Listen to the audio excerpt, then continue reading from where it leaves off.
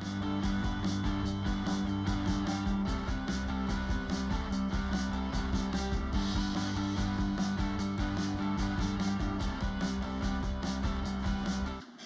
everyone, thanks for tuning in to another episode on the Lincoln Seat Project. In this video, I'm going to be going over the fixture design and manufacturing. So let's get started. I've gone ahead and put the seat trim back on it for the most part. I have the centerpiece here, but I don't need that for my measurements. But I want to make the seat frame so that it fits for the most part up underneath the trim. I want to keep it within the track here so that the trim can overhang it. And that way you really won't see the frame at all. You'll just see the color matched trim around the sides, and this will cover the track on this side as well. Now I've already taken the measurements because that's very boring and nobody wants to see that, and made a little schematic. And now I'll go and make some quick models in SolidWorks of the seat track, and then I can play around with some different seat frame designs. We just make a simple, pretty much an H. Square all the way around, have some radiused corners on the outside. Inside corners really doesn't matter. We don't really need to worry about any stress concentrations or anything like that in this application. Let me get the assembly up.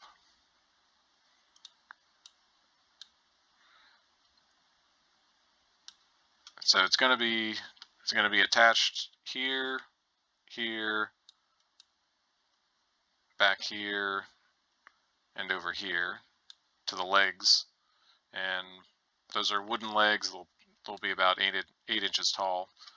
And so you'll have a distributed load from the seat bottom, and that becomes kind of a point load back here, up here, and up here where the seat bottom attaches to the seat track. And then the seat track distributes the load down to the feet in the front and the back. And then all of that force is transferred to the 4 legs. And if you have, alright, so say you've got a 200-pound person on it, divided over 4 feet, that's 50 pounds per leg. That's not hardly any weight to have to deal with. And in the worst case, so you've got a leg here and a leg here, so you're distributing the load across this piece of the frame, here. So you may end up with a little bit of a bending across here, but if you just make the frame a little bit thicker, it's fine.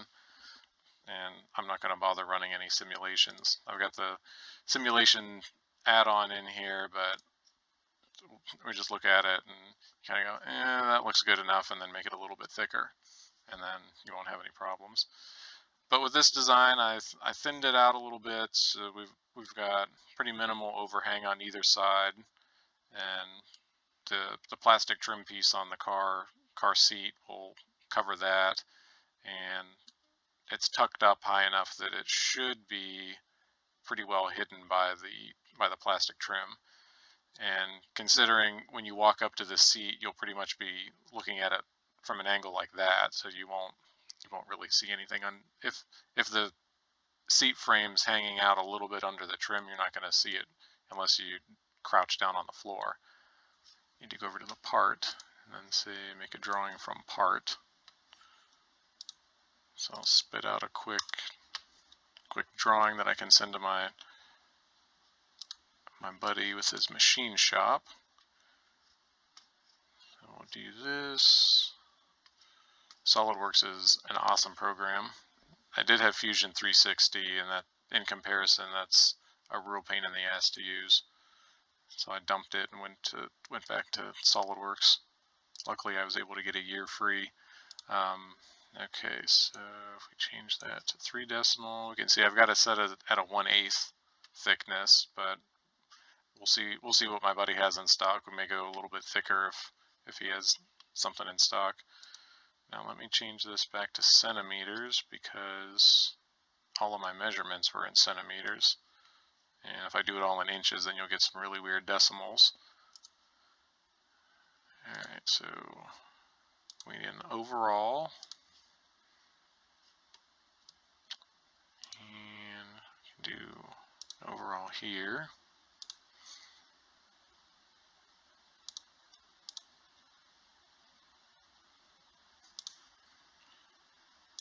From there to there.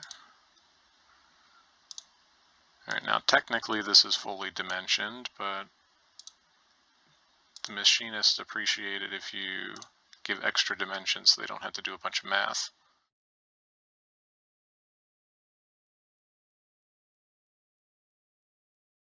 Always try to keep your dimensions tidy. Don't have extension lines crossing over each other. Sometimes you can't avoid it, but in something this simple, it's easy to do a nice clean drawing. I think the only other thing is just to add a little note down here. Yes.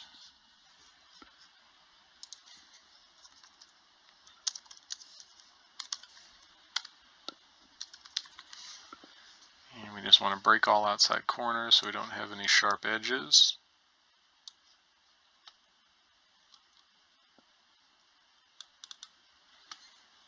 That's pretty much it. So now let's take a look at, now that I've got the seat frame kind of outlined here, let's take a look at the center console and what we need to do with that. Now that the seat frame is figured out, the next challenge is the center console. And the center console is a very high quality Wayfair table that was $130. And what I'm going to do with this is the side of it. I want to recess the switch cluster into it. That way, have it recessed from the back to the front. That way, when you're looking at the side of it, the side of the table, all you see is pretty much the face of the switch cluster. So it'll pretty much be the same thing that goes on with the switch cluster when it's in the door. It's flush mounted with a wood trim piece that goes around it. So what I need to do, I'm going to take the switch cluster and the table up to my buddy's, and when he does the seat frame, I'll see if he can have his 3D scanner, just do a 3D scan of this, and hopefully he can then input that into a CNC machine and CNC router out the outline of the chrome pieces here. Now that I have a plan for everything, let's head over to the shop and see what we can do.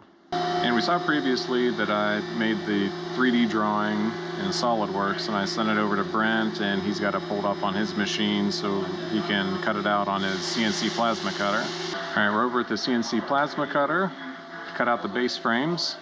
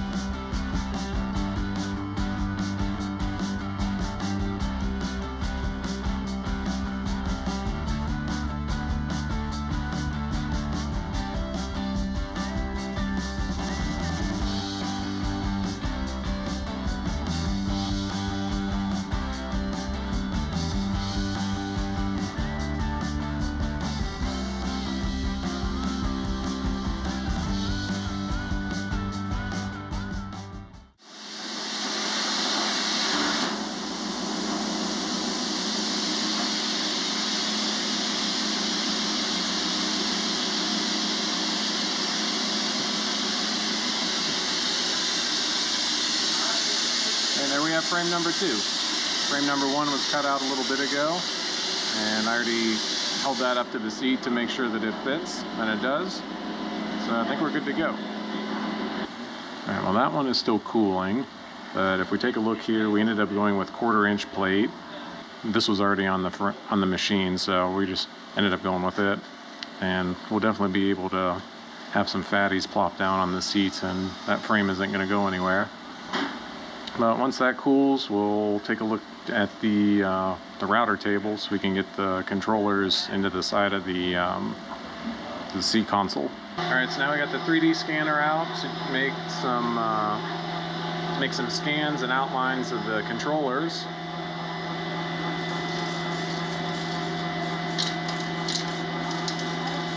Just had to put a dulling coat on it so it doesn't reflect too much.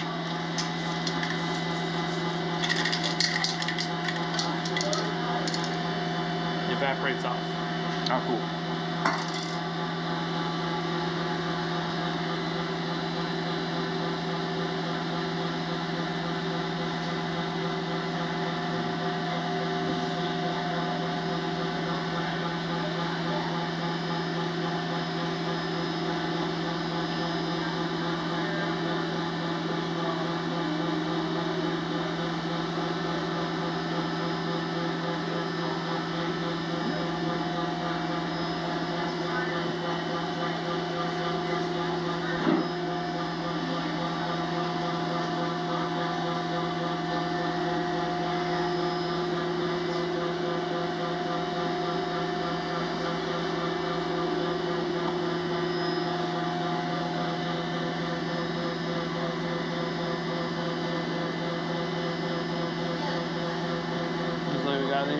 Pretty good. Oh, nice. So now you'll turn that into an STL or something for the machine? Now that the scan's done, Brent's working away at trying to get the, I don't know, what do we want to call it? The outline of the chrome pieces. Yeah. So that can be put into the CNC router.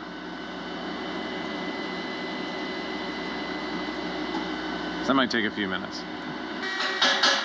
Alright, Brent's making good progress here. He's got the cutouts made, and we've got a piece of plastic in the Haas to do a tryout. There we go.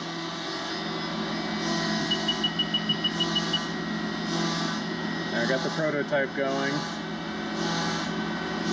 Brent's machining and CAD skills at work. That's what the piece will look like. The prototype from plastic worked and fit well, so now we're going to try the real thing.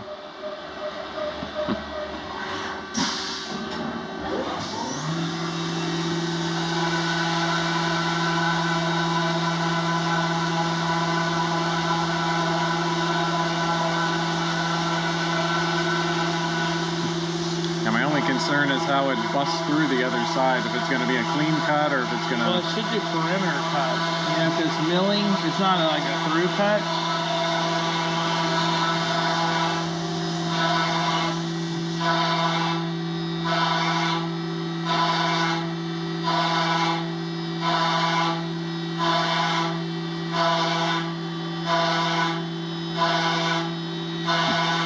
Yeah, being just a cheap Wayfair table, it's definitely not hardwood or anything.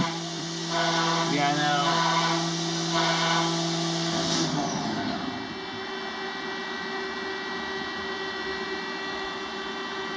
It looks like it's doing really well. I don't see any roll up. Oh, okay. Look. They may just do it on the inside. That's why I want to cut, because it's an upcut bit, so it's pulling the material upwards through the spiral. That's why we want to cut it from the backside. Right. Also, because we're going to add that notch. Hmm.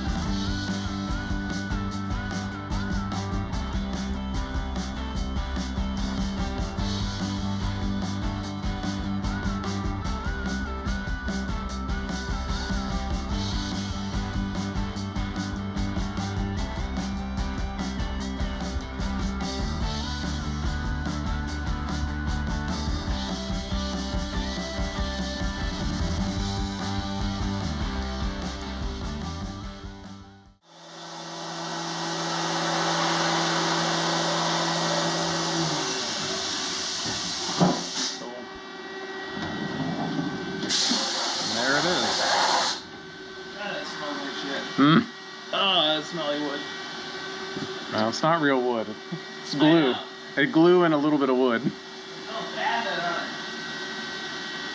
Then I'll just clean up the edge with the razor blade, and we'll make a mirror image and do the other one.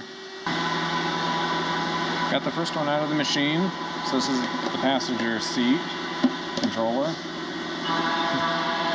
And it fits and it looks pretty nice. I'm gonna have to come in and Dremel out a little bit in the back just to fit some of these hooks that are a couple millimeters taller than the chrome, but that's not a big deal. So now we got the other one cutting in the machine now. All right, got the second one done, and it fits fine. And like the other side, I'll just have to router out a little bit on the back side with the Dremel, and it should be good to go. Let's head home.